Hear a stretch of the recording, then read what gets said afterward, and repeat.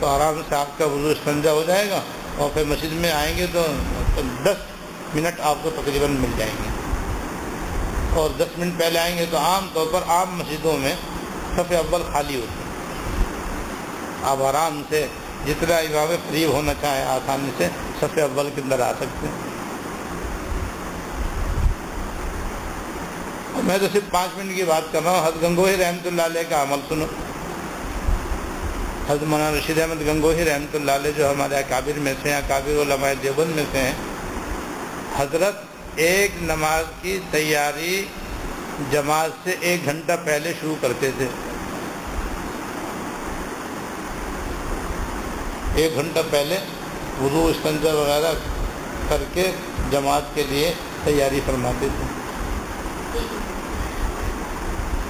اس لیے ان کی تکبیر اولیٰ کی پابندی قصہ بھی یاد آ گیا، وہ بھی سن لو۔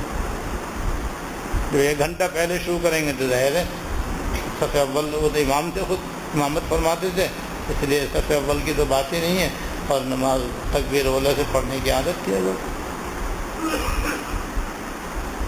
وہ قصہ یہ ہے کہ حضرت گنگو میں رہتے تھے، وہیں حضرت کا مدرسہ تھا، وہیں حضرت کی خانقاہ تھی، اور اب بھی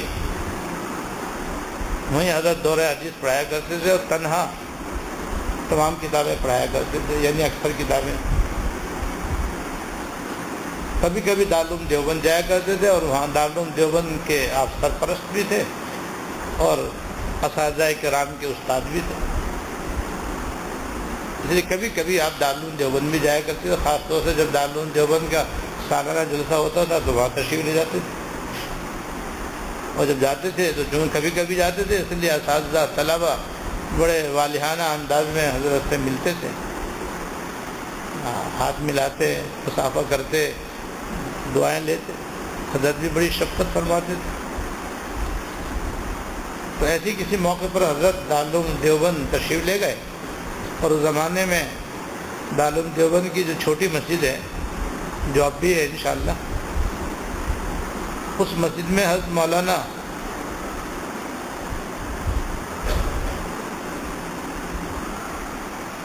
یعقوب صاحب رحمۃ اللہ علیہ امامت فرماتے تھے۔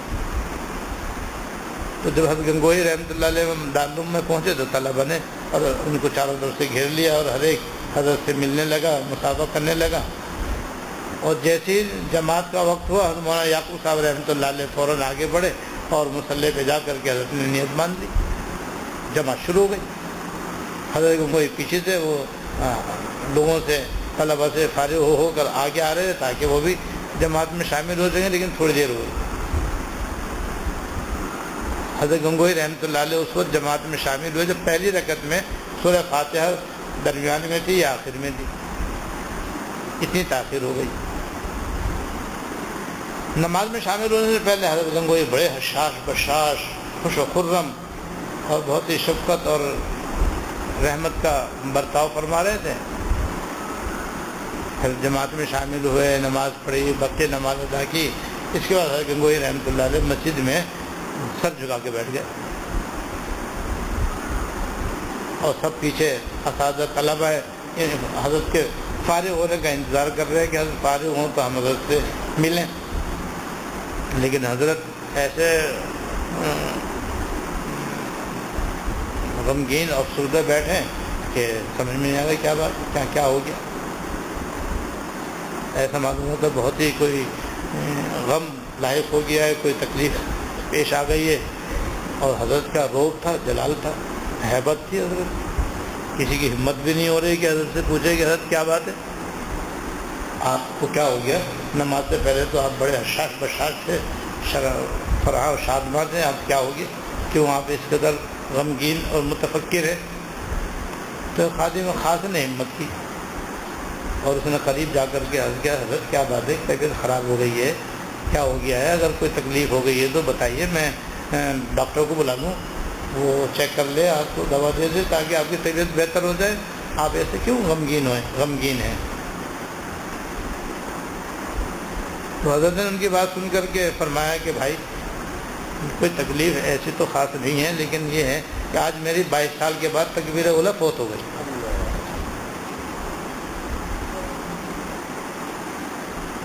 بس یہ غم ہوتا کہ آج 22 سال کے بعد میری تکبیر اولا فوت ہو گئی. اس کی وجہ سے طبیعت بہت ہی افسردہ اور غمگین ہے کہ ہاں یہ کیا ہوا.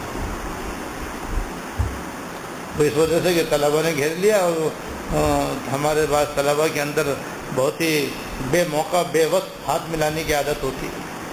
اس سے بچنا چاہیے طلباء کو بھی اور عوام کو بھی. ہمیشہ یاد رکھنا چاہیے کہ ہاتھ ملانے کا بھی موقع ہوتا ہے. موقع دیکھ کر ہاتھ ملانا چاہیے. سہولت ہو، آسانی ہو، کوئی تکلیف نہ ہو، کوئی اجلت نہ ہو تو ملا لو، اور اگر موقع نہ ہو تو ہرگز نہیں ملانا چاہیے. ملاقات ہو تو سلام کر لیں بس، پھر بغیر ہاتھ ملائے بس پھر اپنے کام میں لگیں، وہ اپنے کام میں لگیں. تو ان کے ہاتھ ملانے کی وجہ سے اور ہاتھ ملانے سے ہاتھ ملانے سے فارغ ہونے میں یہ دیر ہو گئی. تو 22 سال جن کی جماعت فوت نہ ہو تو یہ اتنا بڑا معمول کیسے انہوں نے اختیار کر لیا. یہ کوئی تھوڑی ہے کہ یہ غیر اختیاری نہیں ہے. یاد رکھو یہ ناممکن نہیں ہے، بالکل ممکن ہے، مگر اس کے لیے پہلے سے اہتمام ضروری ہے. تو حضرت گنگوئی رحمۃ اللہ علیہ جماعت سے 1 گھنٹہ پہلے جماعت کی تیاری کرتے تھے. جو 1 گھنٹہ تیاری پہلے کریں گے تو ظاہر ہے پھر ان کو تو یہ پابندی ہونا انشاءاللہ تعالی آسان ہے. جماعت بآسانی آدمی کی ہو سکتی. اب ہم اذان کے بعد بھی نہ اٹھیں، اذان کے بعد بھی ہم اپنے کاموں میں مشغول رہیں تو پھر تکبیر اولا کیسے ملے گی. اذان کے بعد جو آدمی لے گا سب سے اول پہلے اس کی فوت ہو جائے گی. پھر ذرا تاخیر کرے گا تو اس کی تکبیر اولا فوت ہو جائے گی. پھر مزید تاخیر کرے گا تو پہلی رکعت فوت ہو جائے گی. جتنی تاخیر کرتا جائے گا اتنی ہی ادھر سے جماعت فوت ہوتی چلی جائے گی. ہم لوگ اس کے بارے میں عام طور پر لاپرواہ ثابت ہوئے ہیں. اذان ہوتی رہتی ہے، ہمیں پرواہی نہیں ہوتی. اس وجہ سے ہماری عموماً نماز جماعت سے نہیں ہوتی. کبھی جماعت سے، کبھی بغیر جماعت، کبھی جماعت سے، کبھی بغیر جماعت کے. تو طریقہ یہ ہے کہ یا تو اذان ہوتی سب کام چھوڑنے کی عادت ڈال لیں، یہ تو سب سے زیادہ آسان ہے. اور مزید اس سے 5 منٹ پہلے اگر چھوڑنے کی عادت ڈالیں تو نور ہے، وہ بہت ہی اچھا ہے. اس سے تو انشاءاللہ صف اول بھی آپ کو ملے گی، تکبیر اولا بھی ملے گی، اور صرف تکبیر اولا کے ساتھ دنیا مافیہ سے بہتر ہے. پھر آگے جماعت کا بہت بڑا ثواب ہے جو پھر کبھی انشاءاللہ میں بیان کروں گا، اور پہلے بیان بھی کر چکا ہوں. یہاں پر ایک قصہ تھوڑا سا اور یاد آ رہا ہے، وہ بھی ہمارے حضرت سنایا کرتے تھے. میں بھی نہ جانے کتنی مرتبہ سنا چکا ہوں. وہ شیخ حداد رحمۃ اللہ علیہ قصہ ہے. شیخ حداد رحمۃ اللہ علیہ، حداد کہتے ہیں لوہار کو. ایک بزرگ تھے جو لوہاری کا کام کرتے تھے. انہیں لوہا آگ میں گرم کر کے اور اس کے ذریعے مختلف چھری، چاقو، کینچی، کانٹے وغیرہ بنا کر بیچتے اور اپنا گزارا کرتے تھے. اور جانتے لوہار کی دکان میں تو ایک آئرن ہوتا ہے، ایک ہتھوڑا ہوتا ہے، ایک بھٹی ہوتی. وہ لوہا جو ہے بھٹی میں گرم کرتے ہیں، گرم کر کے آئرن پہ رکھ کر کے ہتھوڑے سے پیٹتے ہیں، اور پیٹ کے اس سے مختلف کل پرزے بناتے ہیں. یہ ان کا کام ہے. تو ہمارے حضرت رحمۃ اللہ علیہ ان کے قصہ سنایا کرتے تھے، اور ان کے 2 قصے سنایا کرتے تھے حضرت، ایک نماز کے متعلق اور ایک عبادت کے متعلق. اس وقت نماز کے متعلق میں جو واقعہ وہ مجھے یاد آیا، لیکن وہ دوسرا بھی یاد آئیے تو وہ بھی سنا دوں گا انشاءاللہ، وہ بھی مفید ہے. نماز کے متعلق ان کا یہ معمول تھا کہ بھٹی میں سے وہ لوہا نکالتے اور آئرن پہ رکھتے، اور اس کو پیٹنے کے لیے، کوٹنے کے لیے ہتھوڑا اٹھاتے. ہتھوڑا عموماً لوہار کا بہت بھاری ہوتا ہے. وہ اٹھاتے اور یہاں تک لاتے. اگر اس دوران اذان کی آواز کان میں آ جاتی تو اس کو استعمال نہیں کرتے. اور وہ لوہا جو انگارے کی طرح آئرن پہ رکھا ہوا ہے اس کو مار کر استعمال نہیں کرتے، ایک چوٹ بھی نہیں مارتے تھے، کیوں؟ اذان ہو گئی، بلکہ وہ ہتھوڑا پیچھے چھوڑ دیا کرتے تھے، کام بند، اب نماز کے لیے تیاری شروع کر دی۔ حالانکہ جیسے اسے پیچھے چھوڑا آگے مارنے میں کیا دیر لگتی ہے؟ وہ تو لوہا ہے بھاری سارا، وہ اٹھایا ہوا ہے انہوں نے، ادھر بھی پھینک سکتے ہیں، ادھر بھی تو اسے گرا سکتے ہیں، ادھر گرائیں تو پکڑے پکڑے گراتے تو ایک مار کام آ جائے۔ اور لوہا جو ہے جو انگارے کی طرح ہے وہ نرم ہے، وہ تھوڑا بہت تو سیدھا ہو جائے، لیکن ایک مار بھی استعمال نہیں کرتے تھے، کیوں؟ اذان۔ اتنے کیا کہتے ہیں نماز کے پابند تھے کہ ہتھوڑا اٹھایا ہوا ہے، لوہا آئرن پہ موجود ہے، اذان کی آواز کان میں پڑی، بس وہیں اس لوہے کو پیچھے پھینک دیا کرتا، ہتھوڑے کو پیچھے پھینک دیا کرتا۔ ایسے کہتے ہیں اللہ تعالیٰ کی تابعداری اس کا نام ہے اللہ تعالیٰ کی فرمان برداری۔ ہمارے حضرت کا بھی یہی حال کہ حضرت تو کام ہی فتویٰ کا کرتے تھے، تصنیف و تالیف کا کام ہر وقت چلتا رہتا تھا۔ یہ معرف القرآن 8 جلدوں میں حضرت نے لکھی ہے، یہ مرض وفات میں بستر پہ لیٹ کے لکھی۔ جب ذرا طبیعت سنبھل گئی حضرت بیٹھ گئے اور لکھنا شروع کر دیا، پھر طبیعت ناساز ہو گئی، پھر لیٹ گئے۔ اس طرح سے حضرت نے اخیر عمر میں اس کو پورا فرمایا۔ تو کام ہی آپ کو تو دین کا، آپ کو تو انتقال بھی اس حالت میں ہوا کہ فتویٰ بھی آپ کے سینے پہ دستخط کے لیے رکھا ہوا، لیکن اس کے باوجود حضرت کا یہ حال تھا کہ جیسی اذان کی آواز آئے تو بس بھائی قلم بس ہو، بس بھائی اور قلم، اذان ہو گئی، قلم وہیں رکھ دیا، دین کا کام بھی نہیں کرتے تھے۔ اس کا ہمارے زمانے کے بزرگ ہیں تو ہمیں تو انہیں کے نقش قدم پہ چلنا چاہیے۔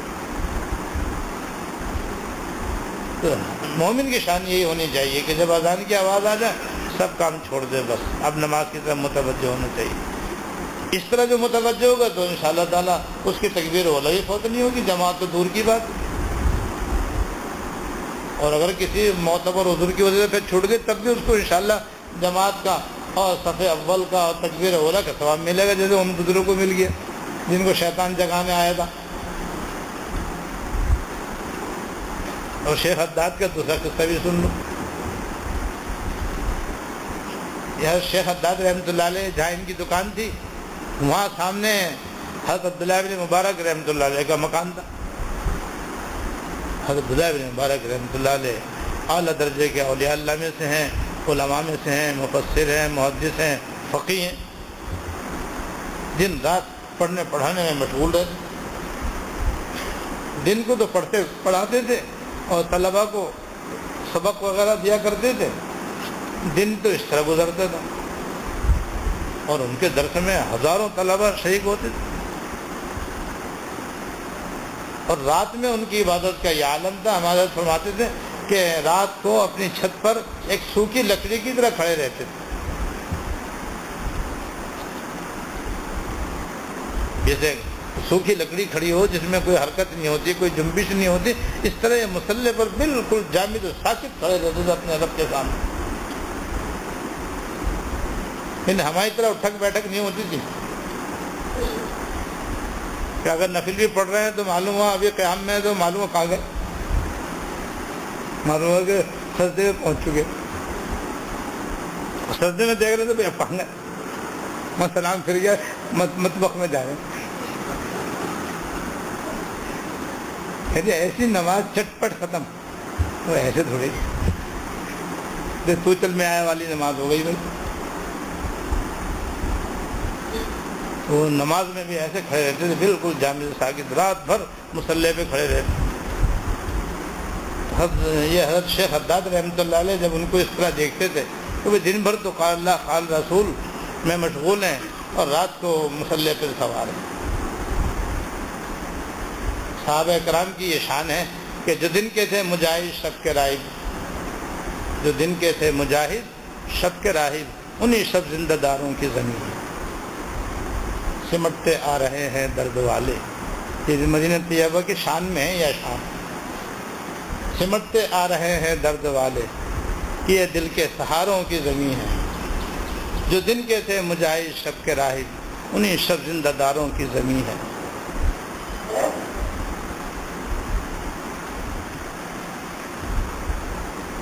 سمٹتے آ رہے ہیں درد والے، یہ دل کے سہاروں کی زمین ہے، تجلی گاہ انوار رسالت اور اس کے ماہواروں کی زمین ہے، جو دن کے تھے مجاہد شب کے راہب، انہی شب زندہ داروں کی زمین ہے۔ یہیں ٹھہرو کہاں جاؤ گے دانش، یہ رحمت کے نظاروں کی زمین ہے۔ تو صحابہ کرام کی یہ شان تھی کہ دن کو تو مجاہد ہوتے تھے، رات کو مسلح پہ سوار ہوتے تھے۔ حضرت عبداللہ بن مبارک رحمۃ اللہ علیہ کی بھی یہ شان تھی کہ دن بھر علوم شریعہ پڑھنے پڑھانے میں گزارتے تھے، رات کو عبادت میں گزارتے تھے۔ حضرت شیخ حداد رحمۃ اللہ علیہ ان کی اس مشغولیت کو دیکھ کر کے حسرت کرتے، حسرت اپنے اوپر کرتے کہ عبادت تو ان کی ہے، علمی مشغلہ تو ان کا ہے، ایک میں ہوں کہ میرے ذمہ بیوی بچوں کا نان و نفقہ واجب ہے، جس کی بنا پر میں مجبور ہوں کہ لوہاری کا پیشہ اختیار کروں، کیونکہ مجھے یہی آتا ہے، اسی کے ذریعے میں حلال روزی کماتا ہوں۔ اب دن بھر میں یہ محنت اور جفا کشی والا کام کرتا ہوں، تو کرتے کرتے شام تک میں تھک جاتا ہوں، تھک جانے کے بعد اب رات کو سونے پہ مجبور ہوتا ہوں۔ میرے میں اتنی ہمت نہیں رہتی کہ ان کی طرح میں رات میں بھی مصلی پہ کھڑا رہوں اور عبادت کروں، تو عبادت تو ان کی ہے، میں کیا کر رہا ہوں۔ اس بات کو سوچ کر ان کو افسوس ہوتا تھا اور حسرت ہوتی تھی۔ خیر دونوں بزرگوں کا انتقال ہو گیا، حضرت عبداللہ بن مبارک رحمۃ اللہ علیہ کا بھی وصال ہو گیا، شیخ حداد رحمۃ اللہ علیہ کا بھی وصال ہو گیا۔ اور پھر کسی نے خواب میں حضرت عبداللہ بن مبارک رحمۃ اللہ علیہ کو دیکھا، ان کی شاگرد یہ مرید نے ان کو دیکھا، پوچھا حضرت کیا حال ہے، کیسے ہیں آپ؟ کہا بھائی اللہ کا شکر ہے، اس کا احسان ہے، اس کا فضل ہے، جو کچھ اس نے ٹوٹی پھوٹی دینی خدمت کی توفیق دی تھی اور جو کچھ اپنی بارگاہ میں کھڑے ہو کر کے عبادت کرنے کی توفیق دی تھی وہ مقبول ہوئی۔ اور دیکھو یہ باغ اور یہ محل سب اسی کا صلہ ہے۔ دیکھا کہ بہت ہی عالیشان باغ میں اور خوبصورت محل میں آرام سے ہیں، راحت سے۔ پھر فرمایا کہ بھئی یہ تو اللہ کا فضل ہے، جو کچھ بھی ہے ان کی عطا ہے، لیکن وہ جو ہمارے گھر کے سامنے جو شیخ حداد تھے وہ تو ہم سے بھی آگے بڑھ گئے۔ کہا وہ کیسے؟ کہا پر ہمارے گھر کے پیچھے جا کے دیکھو، ان کا باغ ہم سے بڑا، ان کا محل ہم سے اچھا۔ وہ گئے اور جا کے دیکھا تو واقعی اس کے آگے حضرت کا باغ بھی کچھ نہیں اور ان کے محل کے آگے حضرت کا محل کچھ نہیں۔ آگے کہا آگے واقعی وہ تو ان کو تو اللہ پاک نے اور زیادہ عطا فرمایا۔ تو ہمارے حضرت اس کی وجہ بتلایا گیا کہ بھئی اس کی وجہ یہ ہے کہ یہ جو حسرت کرتے تھے ان کو دیکھ دیکھ کر کہ کاش میرے جسم کے اندر بھی طاقت ہوتی اور قوت ہوتی، یا میں بھی ان کی طرح اپنے اہل و عیال کے نان نفقے سے فارغ ہوتا تو میں بھی اسی طریقے سے دن رات اللہ تعالیٰ کی عبادت و طاعت میں گزارتا۔ یہ جو ایسا نہ کر سکنے کی وجہ سے جو ان کو حسرت ہوتی تھی، اللہ تعالیٰ نے اس کو حسرت کر ان کو یہ عطا فرما دیا، اور اسے کہتے ہیں حسرت نایاب، یہ اسے کہتے ہیں حسرت نایاب۔ حسرت پر اللہ پاک نے عطا فرما دیا۔ تو بات ہے کہ اللہ تعالیٰ تو اپنے فضل سے عطا فرماتے ہیں، وہ اس پر بھی عطا فرما دیتے۔ حاصل یہ ہے کہ بھئی آج سے ہم لوگ اس بات کا یہاں سے دائیہ لے کر اٹھیں گے انشاءاللہ تعالی نماز باجماعت کا اہتمام ہوگا۔ دوسرا عمل جو ہمیں روزانہ کرنا چاہیے وہ ہے قرآن شریف کی تلاوت۔ ہر مسلمان مرد عورت کو چاہیے کہ کوئی دن اس کا قرآن شریف کی تلاوت سے خالی نہ جائے۔ جیسے اللہ پاک رمضان شریف میں ساری دنیا میں لاکھوں قرآن شریف ختم کرواتے ہیں، دنیا میں لاکھوں قرآن شریف ختم ہوتے ہیں ہر سال۔ اس میں ہمارے لیے یہ سبق ہے کہ بس اب رمضان شریف کے بعد بھی کلام پاک سے ہمارا رشتہ مضبوط ہونا چاہیے، قوی ہونا چاہیے، اب اس میں ناغہ نہیں ہونا چاہیے۔ بہتر یہ ہے کہ ہر مسلمان فجر کی نماز سے پہلے یا فجر کی نماز کے بعد ایک پارہ قرآن شریف کی تلاوت کرے، وہ نہ آدھا پارہ کر لے اور نہ ایک پاؤ کر لے۔ ایک تو باقاعدہ الف لام میم سے پڑھنا شروع کرے اور والناس تک تھوڑا تھوڑا تھوڑا تھوڑا جس کو جتنی توفیق ہو، لیکن بلا ناغہ کچھ نہ کچھ روزانہ قرآن شریف کی تلاوت کا اہتمام کرے۔ اور ایسی جو خاص خاص صورتیں ہیں صبح شام کی، خاص خاص اوقات کی، ان کا بھی معمول رکھیں، جیسے یاسین شریف سویرے پڑھ لیں، بہتر یہ کہ صبح شام دونوں وقت پڑھ لیں، رات کو سونے سے پہلے سورہ ملک پڑھ لیں، مغرب کے بعد سورہ واقعہ پڑھ لیں، ہر نماز کے بعد آیت الکرسی چاروں کل پڑھ لیا کریں، اور فجر میں مغرب میں 3 دفعہ پڑھ کے ہاتھوں پر دم کر کے پھیر لیا کریں، باقی نمازوں میں 1 مرتبہ پڑھ لیا کریں، آیت الکرسی کا اہتمام رکھیں، اور بھی صورتیں، تو یہ صورتیں بھی قرآن شریف کی تلاوت کا حصہ ہے اور ان کے بڑے فضائل ہیں، ان کا اہتمام رکھیں۔ فجر کے بعد 12 دفعہ قل هو اللہ پڑھنے کا معمول رکھیں، اپنے مرحومین کو بخشنے کا معمول رکھیں، تو روزانہ قرآن شریف کی تلاوت کا معمول ہونا چاہیے۔ اور اسی طرح روزانہ ذکر اللہ کا بھی اہتمام ہونا چاہیے، روزانہ ذکر اللہ کا اہتمام کریں، کیونکہ قرآن و حدیث میں اللہ تعالیٰ کا ذکر کثرت سے کرنے کی بڑی تاکید اور بڑی ترغیب ہے، اور یہ آسان ترین عمل ہے اور اس کے بڑے فضائل اور بڑے فوائد ہیں۔ اور آسان سا ذکر میں بتا دیتا ہوں آپ کو کہ صبح شام بس 6 تسبیح پڑھ لیا کریں، ایک استغفار کی استغفر اللہ استغفر اللہ استغفر اللہ، اور ایک درود شریف کی جو ان سے چاہے درود شریف پڑھیں، صلی اللہ علیہ وسلم یا صلی اللہ علیہ نبی الامی، یا پھر نماز والا درود شریف پڑھ لیا کریں 100 دفعہ۔ اس کے بعد پھر سبحان اللہ، الحمدللہ، اللہ اکبر، لا الہ الا اللہ، سبحان اللہ بحمدہ، سبحان اللہ العظیم، 7 تسبیح ہو گئی، استغفار، درود شریف، سبحان اللہ، الحمدللہ، اللہ اکبر، لا الہ الا اللہ، سبحان اللہ بحمدہ، سبحان اللہ العظیم۔ بس تیسرے کلمے کی پڑھیں تو بہت ہی اچھا ہے، تیسرے کلمے میں یہ سارے کلمات سب آ جاتے ہیں، اس کی تسبیح پڑھ لیں۔ اس طرح 100 دفعہ صبح پڑھیں، 100 مرتبہ شام پڑھیں، اور ہر نماز کے بعد تسبیح فاطمی پڑھ لیا کریں۔ تسبیح فاطمی کے معنی ہے 33 دفعہ سبحان اللہ، 33 دفعہ الحمدللہ، 34 مرتبہ اللہ اکبر، یہ روزانہ ہر نماز کے بعد 5 نمازوں میں پڑھ لیا کریں اس کو۔ فجر میں اور عصر میں تو سبھی پڑھتے ہیں، باقی نمازوں میں آپ سنت و نفلوں کے بعد پڑھ لیا کریں، رات کو سونے سے پہلے بھی پڑھ لیا کریں، اور سونے کی سنتیں اور باقی جو ہیں دعائیں صبح شام کی وہ بھی اس میں شامل کریں، وہ بھی ذکر اللہ میں داخل ہیں۔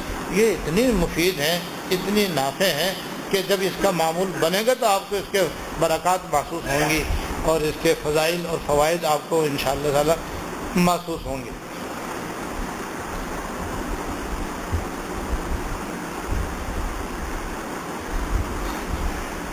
چوتھا کام یہ ہے کہ ہر مسلمان کو چاہیے کہ جہاں تک ہو سکے حلال کمانے کا اہتمام کرے، حلال کمانے کا اہتمام، اور حرام سے پرہیز کرے۔ تو ہر مسلمان پر ضروری ہے کہ وہ حلال کمائے، بقدر ضرورت حلال کمائے، کسی کے آگے ہاتھ نہیں پھیلائے، کسی کے آگے اپنی حاجت پیش نہیں کرے، کسی سے مانگے نہیں قطعاً، الا یہ کہ حالت اضطرار میں ہو تو وہ الگ بات ہے، وہ مستثنا، ورنہ بقدر ضرورت خود حلال کمائے اور حلال کھائے، حلال پیے، حلال پہنے، اپنے استعمال میں حلال رکھے، حرام سے کوسوں دور بھاگے رہے۔ اس لیے کہ حلال روزی سے آدمی کے باطن میں وہ نور پیدا ہوتا ہے جس سے انسان کو زیادہ سے زیادہ اللہ تعالیٰ کی عبادت اور طاعت کی توفیق ہوتی ہے، گناہوں سے نفرت ہوتی ہے، یہ اس کی خاصیت ہے اس کی۔ اور حرام کے اندر یہ نحوست ہے کہ اس کے کھانے سے، پینے سے، پہننے سے حضور حدیث نہ آدمی کی دعا قبول ہوتی ہے، نہ آدمی کی نفلی عبادت قبول ہوتی ہے، نہ آدمی کی فرض عبادت قبول ہوتی ہے، اور اس کے دل میں ایسی ظلمت اور تاریکی پیدا ہوتی ہے، جس کی وجہ سے نیک کاموں سے نفرت ہوتی ہے، گناہوں کے جذبات پیدا ابھرتے ہیں، گناہوں کرنے کا جذبہ انسان کے دل میں پیدا ہوتا ہے اور نیک لوگوں سے وہ دور بھاگتا ہے۔ اس کے علاوہ بھی اور بڑے بڑے نقصانات ہیں، تفصیل پہلے اس سے آپ کے سامنے اس سے پہلے آ چکی ہے۔ لہذا حرام کھانے پینے سے مکمل پرہیز کرنا چاہیے اور حلال کا اہتمام کرنا چاہیے۔ باقی پھر انشاءاللہ تعالی آئندہ اللہ تعالیٰ ان سب باتوں پر ہم سب کو عمل کی توفیق عطا فرمائے۔ وآخر دعوانا اللهم لك الحمد لا نحصي ثناء عليك أنت كما أثنيت على نفسك اللهم لك الحمد لا نحصي ثناء عليك أنت كما أثنيت على نفسك اللهم صل على سيدنا مولانا محمد وعلى آل سيدنا ومولانا محمد وبارك وسلم ربنا ظلمنا أنفسنا وإن لم تغفر لنا وترحمنا لنكونن من الخاسرين ربنا ظلمنا أنفسنا وإن لم تغفر لنا وترحمنا لنكونن من الخاسرين ربنا هب لنا من أزواجنا وذرياتنا قرة أعين واجعلنا للمتقين إماما اللهم اغفر لنا وارحمنا وعافنا واعف عنا اللهم اغفر لنا وارحمنا وعافنا واعف عنا اللهم وفقنا لما تحب وترضى اللهم وفقنا لمحابك من الأعمال وصدق التوكل عليك وحسن الظن بك اللهم لا تدع لنا ذنبا إلا غفرته اللهم لا تدع لنا ذنبا إلا غفرته ولا هما إلا فرجته ولا دينا إلا قضيته ولا مريضا إلا شفيته ولا حاجة من حوائج الدنيا والآخرة إلا قضيتها ويسرتها يا أرحم الراحمين يا رب العالمين يا حي يا قيوم یا ذا الجلال والاکرام ہم سب کے اگلے اور پچھلے چھوٹے اور بڑے خفیہ علانیہ سارے گناہوں کو معاف فرما۔ یا اللہ ہمارے اگلے اور پچھلے چھوٹے اور بڑے خفیہ علانیہ سارے گناہوں کو معاف فرما۔ یا اللہ اپنے فضل سے اپنے کرم سے آپ نے ماہ رمضان عطا فرمایا اور اس میں روزے رکھنے کی توفیق دی، تراویح پڑھنے کی بھی توفیق دی، افطاری اور سحری کی بھی توفیق عطا فرمائی۔ یا اللہ اب رمضان شریف کے بعد بھی ہمیں نماز باجماعت کی پابندی کرنے کی توفیق عطا فرما، نماز باجماعت ادا کرنے کی توفیق عطا فرما۔ خواتین کو اپنے اپنے گھروں میں سارے کام چھوڑ کر اذان ہوتے ہی نماز اپنے وقت پر ادا کرنے کی توفیق عطا فرما اور آرام و اطمینان سے ادا کرنے کی توفیق عطا فرما۔ کلام پاک کی روزانہ تلاوت کی توفیق عطا فرما۔ یا اللہ تلاوت کلام پاک سے کوئی دن ہمارا خالی نہ جائے، ہر روز ہمیں اپنے کلام پاک کے پڑھنے کی، سمجھنے کی، اس کے مطابق عمل کرنے کی توفیق عطا فرما۔ یا اللہ صبح شام اپنا ذکر کرنے کی اور تسبیحات پڑھنے کی توفیق عطا فرما اور چلتے پھرتے اپنا ذکر کرنے کی توفیق عطا فرما۔ یا ارحم الراحمین ہمیشہ ہمیں حلال روزی عطا فرما، حرام سے بچنے کی توفیق عطا فرما۔ ہمیشہ ہم کو ہماری اولاد و نسل کو تازندگی غیب سے بلا مشقت و بغیر پریشانی کے خوب حلال و طیب روزی عطا فرما، خوب حلال و طیب روزی عطا فرما۔ حرام سے ہمیشہ بچنے کی توفیق عطا فرما۔ یا ارحم الراحمین ہم سب کو اپنے نیک و مخلص بندوں میں داخل فرما۔ یا اللہ ہم سب کو اپنے نیک و مخلص بندوں میں داخل فرما، اپنے فرما بردار بندوں میں شامل فرما۔ اپنی رحمت سے اپنی ہر عبادت اپنی رضا کے لیے کرنے کی توفیق عطا فرما۔ یا اللہ ہمیں اپنی ہر عبادت اپنی رضا کے لیے کرنے کی توفیق عطا فرما اور اس کے ذریعے ہمارے دل میں اپنی محبت پیدا فرما۔ یا اللہ اس کے ذریعے ہمارے دل میں اپنی محبت پیدا فرما اور ہمارا سب کا خاتمہ کامل و خالص ایمان پر فرما۔